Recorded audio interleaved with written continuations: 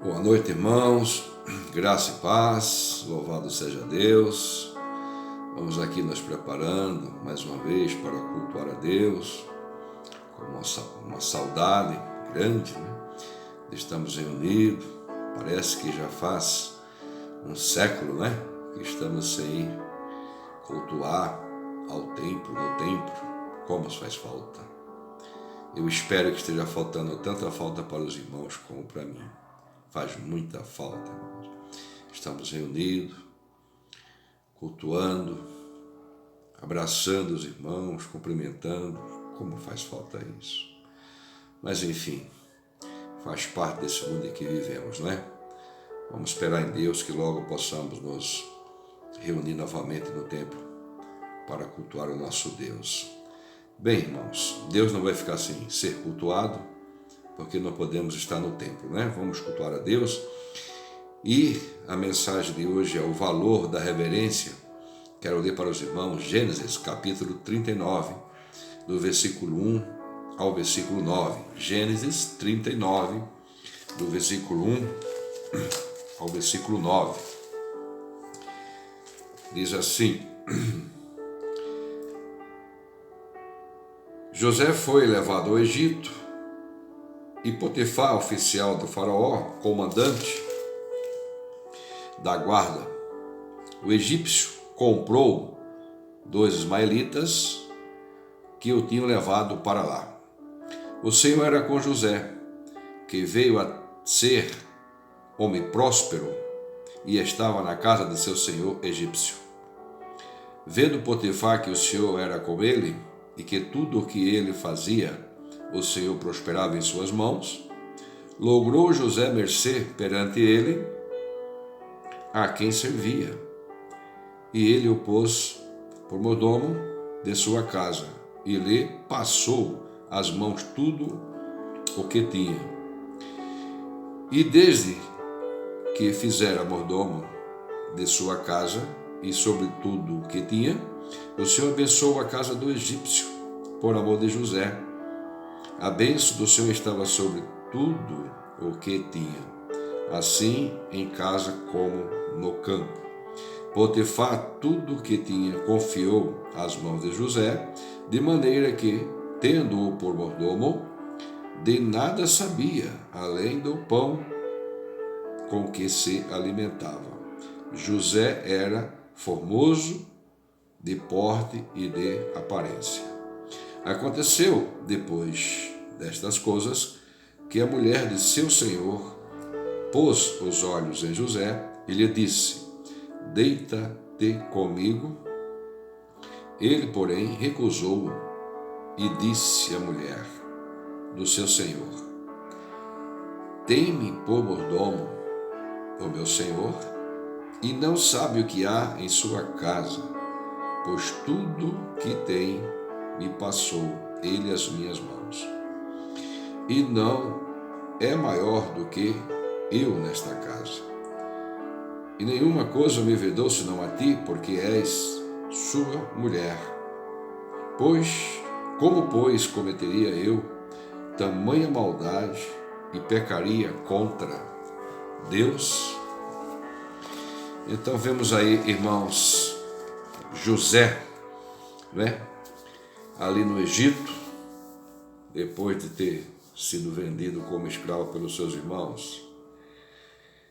E podemos perceber, irmãos, aí na história de José, que um servo de Deus também é sujeito aos intempéries dessa vida. Bem como registra Eclesiastes, capítulo 9, versículo 2, tudo aquilo que acontece ao justo, acontece ao perverso também, né? Nós somos sujeitos aos problemas desse mundo. E podemos observar na vida de José, né? Um servo de Deus, ali também sofrendo, né? Os problemas desse mundo. Vivemos nesse mundo sujeito aos intempéries, tribulações, provações, como Jesus disse: no mundo tereis tribulações, né? E José passou por provação, mas sempre em comunhão com Deus. Ou seja, não importa qual fosse a situação que José estava passando, ele sempre era reverente a Deus. Um exemplo de reverência a Deus. É nisso que vamos pensar, no valor da reverência. E assim sendo, José sendo reverente, ele desfrutava da presença divina. Né? Versículo 2, lemos assim: o Senhor era com José e veio a ser homem próspero. A presença do Senhor, ou seja, por José ser reverente, ele desfrutava do privilégio da presença do Senhor. Né? Ele contava com a sua presença, assim como todo cristão genuíno pode contar com a presença do Senhor. Como o próprio Senhor Jesus diz lá em Mateus 28, 20, estou convosco até a consumação dos séculos. O Senhor não diz, estou convosco um dia ou dois, ou no dia de alegria, ou de tristeza. Ele não diz, ele diz, estou convosco todos os dias, não é? E José chegou ali no Egito como escravo. Podemos perceber ali a dor que José passou, dor física, porque era maltratado, quando era preso, era amarrado, aquela coisa toda. Mas vemos também aí na vida de José aquela dor sentimental, né? O sentimento de ser vendido pelos próprios irmãos, não é? Aquele sentimento, por que meus irmãos fizeram isso comigo? Imaginem, não é? Ser vendido pelos próprios irmãos, aí o sentimento, não é?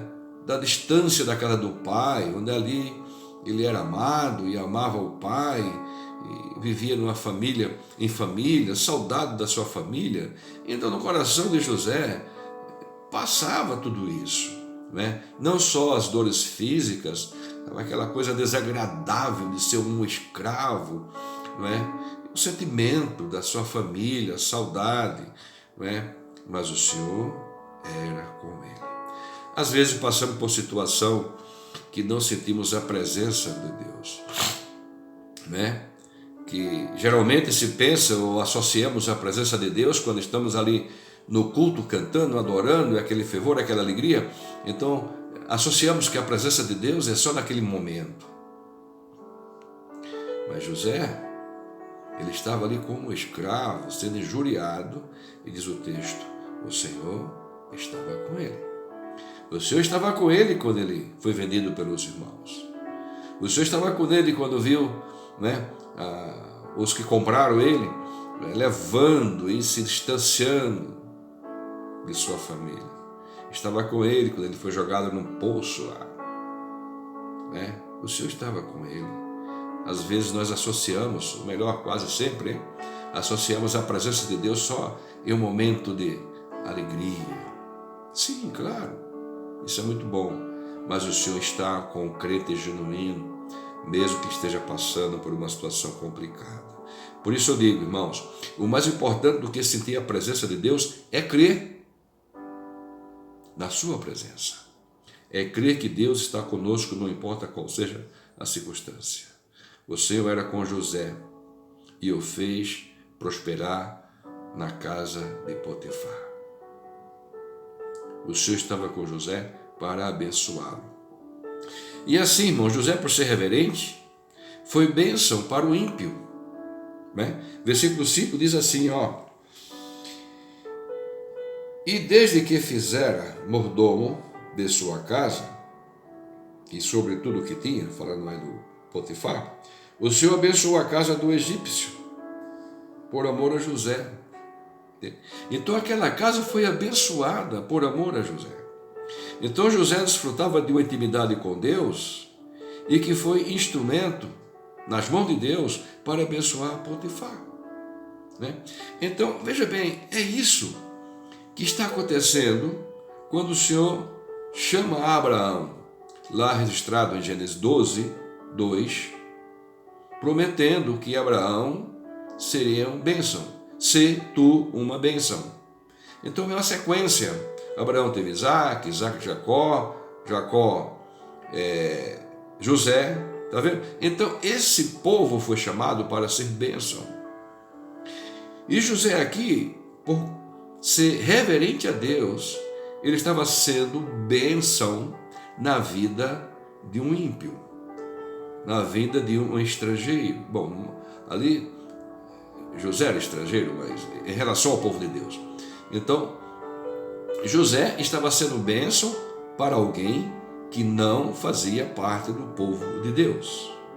Até onde somos usados por Deus? Essa é a pergunta. Para abençoar outras pessoas. Não podemos perder de vista, irmãos. Se nós somos somos reverentes a Deus, se nós temos uma vida de reverência, nós vamos ter a capacidade de abençoar outras pessoas também. Porque o Senhor nos chamou para sermos bênção, né? Não devemos ser crente mesquinho, pensar só no próprio bem-estar. Senhor, eu quero, Senhor, é isso, Senhor, me dê, Senhor, né? A postura do crente genuíno não depende da circunstância, né? Ele sempre será reverente a Deus, sempre será um altruísta. Ele sempre vai pensar em outras pessoas. Pense bem, irmãos. José, por ser reverente, foi bênção para os ímpios. Vamos colocar para os ímpios, porque aqui, especificamente para Potifar, depois sabemos a história que José veio abençoar o Egito todo. Pense nisso. Ser reverente a Deus é desfrutar da sua presença. Ser reverente a Deus é ser bênção para os ímpios. E em terceiro, José, sendo reverente a Deus, resistiu à tentação, né? No versículo 7 diz assim, aconteceu, pois, que destas coisas, que a mulher de seu senhor pôs os olhos em José e lhe disse, deita-te comigo. Irmãos, José ali, ele resistiu. Não, porque vou fazer isso contra o meu patrão? Porque vou pecar contra o meu Deus? Não podemos nos acovardar diante da tentação, né? Muitos se acovardam diante da própria vontade e se rendem a ela. Nós estudamos a lição da escola bíblica e sabemos, e o texto fala que José era jovem, cheio de vida, né? Poderia perfeitamente ser tentado. E foi tentado, mas resistiu à tentação. Por quê? Porque ele era reverente a Deus. Por que vou fazer isso contra meu Deus? Pense nisso. Um crente genuíno, ele é reverente. E sempre quando tentado, ele coloca, Deus, por que vou fazer isso contra o meu Deus? Isso chama-se covardia. Se render à própria vontade. Apocalipse 23, 8 diz que os covardes não têm parte no reino de Deus, porque a sua parte é no lago de fogo, que é a segunda morte. Irmãos, não podemos nos acovardar diante da tentação. Muitos se acovardam diante da própria vontade e se rende a ela. Jesus orou assim, Pai, não seja feita a minha vontade, e sim a tua vontade. Como exemplos, irmãos, nós podemos, nós sempre ouvimos de pessoas que às vezes têm vício, e não importa qual seja o vício, por exemplo, na bebida, no cigarro, outras coisas. E quando a gente tem intimidade de conversar com a pessoa, para com isso, isso faz mal para a saúde. O que é que ouvimos dizer? Não, eu faço isso até quando eu quiser, quando eu não quiser eu não faço mais. Enquanto eu quero, eu faço isso. Enquanto eu quero, eu fumo, eu uso tal bebida, ou enfim. Enquanto eu quiser. Quando eu não quiser mais, eu paro. Esse é o problema. Que sempre vai querer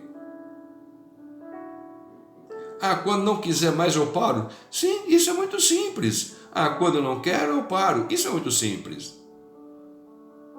O negócio é parar quando não quer parar. O negócio é parar quando não sente vontade de parar. Então, na verdade, o vício é uma covardia. A pessoa se rende à própria vontade, né? Irmãos, o problema é que sempre vai querer fazer o uso, ou seja, se acovarda diante da própria vontade. Já o cristão genuíno deve ter domínio próprio. Não, eu tenho domínio. Isso me tenta, mas não vou fazer. Como diz Gálatas, fruto do Espírito 5, 22, 23, que trata ali do fruto do Espírito, né, que o crente tem paz, longanimidade, amor, e diz lá, domínio próprio. Domínio próprio. Isso é o que? É resistir à tentação. Eu dei um exemplo aqui do vício, porque se costuma dizer sempre o viciado, quando quiser, eu paro. Quando quiser, eu paro. Né? Ou seja, se acovarda. Enquanto não quiser parar, não para. Ou seja, se acovarda em torno da sua própria vontade. Eu só paro quando quiser parar. Né? Entendeu? Mas aí a gente tem que fazer muitas coisas que não quer fazer, que é o desejo da carne. Não. Isso é o que? Domínio próprio, fruto do Espírito. O crente reverente, ele tem capacidade de dizer não ao domínio da carne. Eu posso ser de vontade, mas não vou pôr em prática. Não é? Então ali, José teve domínio próprio. Ele não foi um covarde, ele não se rendeu à tentação. A comunhão de José com Deus fez ele resistir, né? Agora, irmãos, a sua fidelidade teve um preço, né?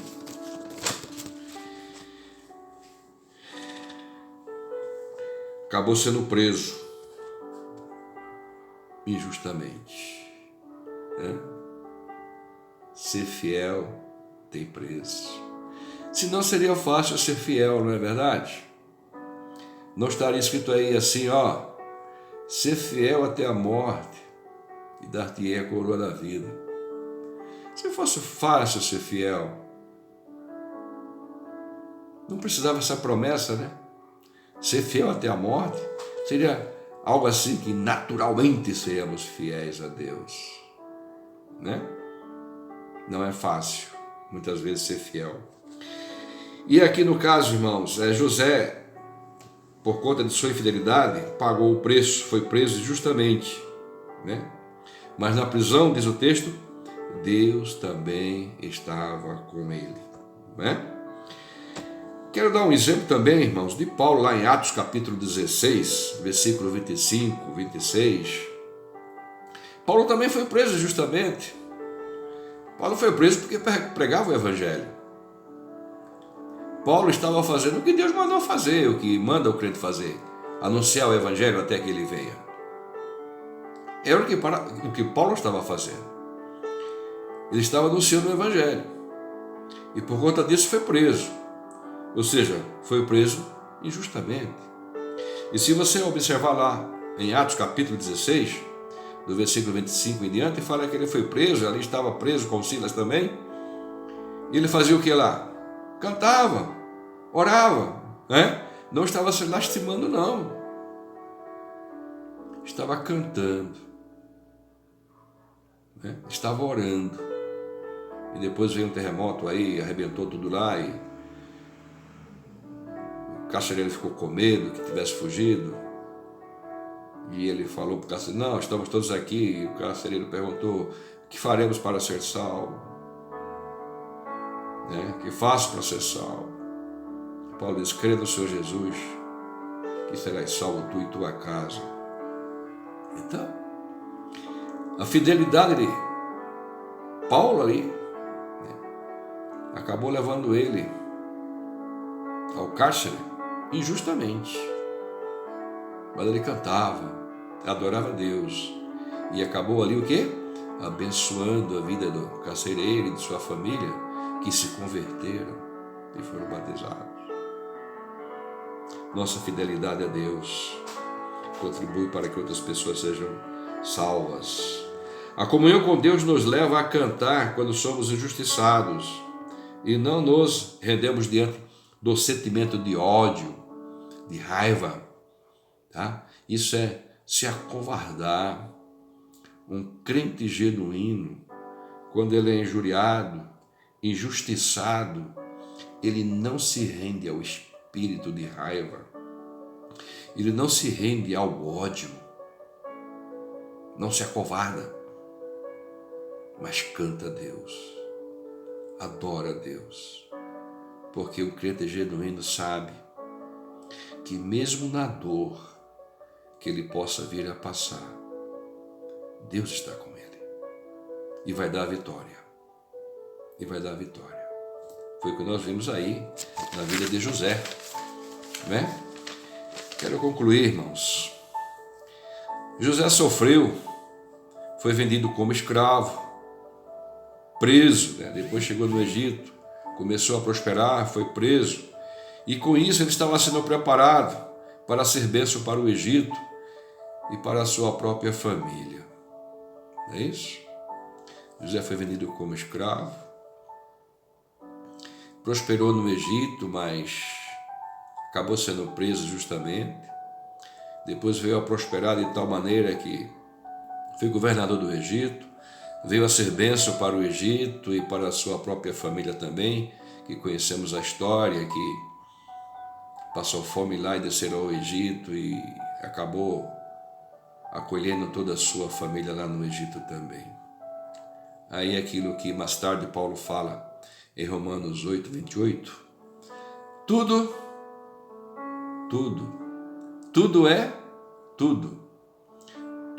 contribui para o bem daquele que ama a Deus. O que vai fazer diferença na nossa vida é amar a Deus. Isso é o que vai fazer toda a diferença. Amar a Deus. Nesse mundo teremos momentos bons e momentos não bons. Mas se você é um crente genuíno, Deus está com você em todos os momentos. E uma coisa já sabemos, que o final sempre é de vitória.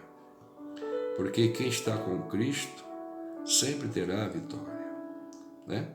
Porque somos mais do que vencedores por aquele que nos amou. José foi reconhecido por alguém que tinha comunhão com Deus, ou seja, pelo próprio ímpio, né? José foi reconhecido como alguém que tinha comunhão com Deus pelo próprio ímpio. Como disse já lá atrás, ele foi bênção para o ímpio, né? Do Potifar e depois para todo egípcio. Mas eu quero findar lendo esse texto aqui, que é capítulo 41, versículo 38. 40:31, versículo 38. E disse Faraó, quem Faraó? Um ímpio, aos seus oficiais: acharíamos porventura homem como este, se referindo a José, em que há o Espírito de Deus? Né? No versículo 41, Faraó diz: disse mais Faraó a José: vês que te faço autoridade sobre toda a terra do Egito. Então veja bem, irmãos, José foi reconhecido como alguém que tinha comunhão com Deus por um ímpio. Por um ímpio. O ímpio conhece, irmãos, se temos comunhão com Deus ou não. O ímpio conhece se nós somos reverentes a Deus ou não. Por isso Jesus diz o quê? Sede luz do mundo. Sede luz do mundo. O ímpio está de olho para o crente.